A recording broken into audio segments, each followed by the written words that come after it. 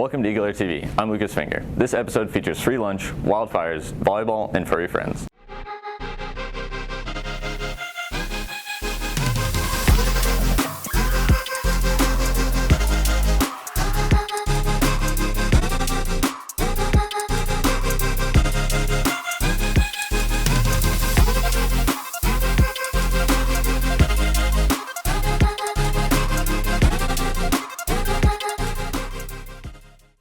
Nixa Public Schools has received a grant for free lunch and breakfast that will last till the end of the year.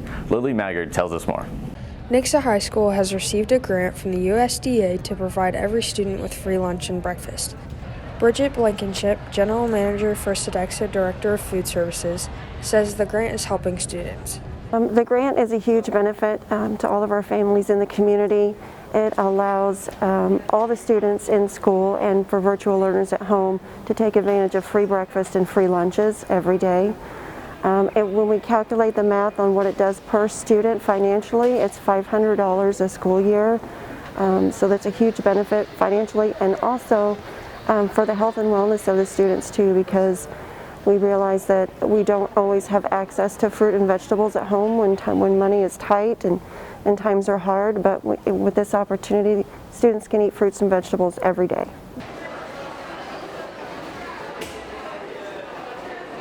Ryan Goodman, a sophomore at Nixa High School, is going to use the grant to his advantage. I'm going to use it because I enjoy school lunches and it tastes very good. We serve fresh fruits and vegetables every day. We serve whole grain, rich foods, lean proteins, reduced sugar, low sodium. All of those things put together in a meal make it more nutritious than what you would normally find at a grocery store. To take advantage of this opportunity, make sure to grab an entree, fruit, and a milk. For EagleAir TV, this has been Lily Maggard reporting. You might not be surprised to hear that California is on fire, but what might surprise you is how large those fires have become. Here is a peek into the problem. The West Coast is a very wildfire-prone area and is often on fire. But recently, those fires have grown to historic proportions. Right now on the West Coast, the situation is somewhat volatile, as we've seen on the news. Lots of fires going in different areas. You can look at some of the national maps, and there's, I think, anywhere between 13 and 15 Type 1 incidents, which are the biggest type of incidents that are going on right now. So it's pretty rampant. Wildfires are a natural occurrence, but there's something special about the West Coast that makes these fires so common. The reason why the West is typically a hot spot for fires, no pun intended, is because it's just you tend to have those conditions readily present to generate wildfires. You want dry conditions, you want dry air, and you need a fuel source. And all of those things are present. The smoke generated by these fires can have extremely damaging effects to the people and wildlife, but nearby cities face harmful conditions as well. In San Francisco, because of the California current, you tend to have a very cool layer of air near the surface that into San Francisco. And then above that cool layer, you have a warm layer. Well, that inversion is like a lens, a cap, and it tends to want to trap pollutants near the surface. Well, smoke, fires, that's a pollutant. It's not naturally there. And it really reduces the air quality for residents in the San Francisco area. Though these fires are harmful to everything and everyone nearby, they pose little threat to us here at home in the Ozarks. I know we saw last weekend, you could see kind of a haze in the evening in the sky, so sometimes when the jet stream is just right, it'll push some of that smoke over towards us. In general, it doesn't affect us a whole lot. These recent fires have been extremely devastating. If you'd like to help the relief effort, please consider donating to foundations such as the American Red Cross or the California Fire Foundation. For EagleAir TV, this has been Lucas Finger. The Nixa High School volleyball program has continued this year, but COVID has had an impact on its season. Zeltson gives us more. Just like many other extracurriculars, volleyball has been one to be impacted by COVID. Head volleyball coach Annie Zimmerman says her team takes different procedures compared to last year. Before practice, we have to take all the players' temperatures, make sure everybody's good to go on that, and obviously the face masks as well. We wear them as much as we possibly can. Ari Fazio says the volleyball season hasn't changed as much as she thought it would. The enjoyments haven't changed, but some of them have been hindered a little bit just with the frustration of events getting canceled or having to wear masks and limiting the amount of participants. A couple of our tournaments as well as games have gotten canceled. We have to limit spectators. I'm still pretty pleased with the way the season is going, but it can be a little bit frustrating at times. For EagleAir TV, this has been Zelton Mondragon Garcia. You may have noticed a furry, four-legged friend roaming the halls of the NHS. He's not a student, he's a service dog.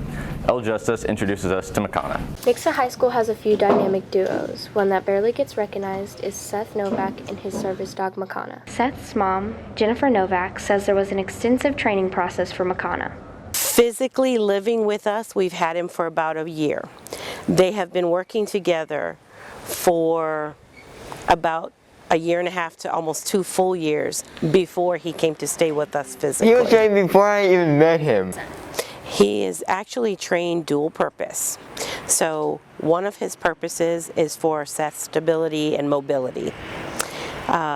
So like walking upstairs, he's been trained to walk right here, but just a little bit ahead, like 1 step ahead, to help keep him going.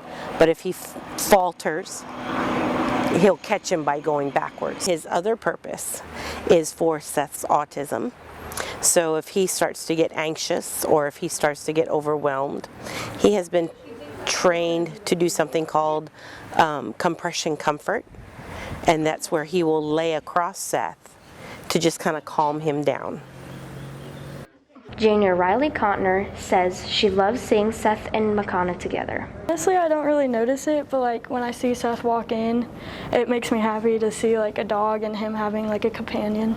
And so I think in having Makana, he's got that thing that he can be proud of himself when he does something, but he also has that other, I don't want to say person, but for him it's a person that he can laugh about or laugh, with, just because stuff is funny. The average cost to train a service dog is $35,000. Through Merlin's Kids, Seth got Makana for free thanks to donations. A donor only known as Miss Susan donated all the money for Makana's training. A service dog works better when untouched and undistracted, so please, if you see Makana in the hallways, don't touch. For EagleAir TV, this has been El Justice. Thanks for watching this episode of EagleAir TV. Make sure to stay tuned for random inquiries with Reed Martin and Bryce Paoli. See you next time. Okay, so I'm here today with Kendrick Nall. Kendrick, can we ask you a few questions? Yes. Okay, so Kendrick, is cereal a breakfast soup? Yes. Is cereal a breakfast soup? Yes. Why?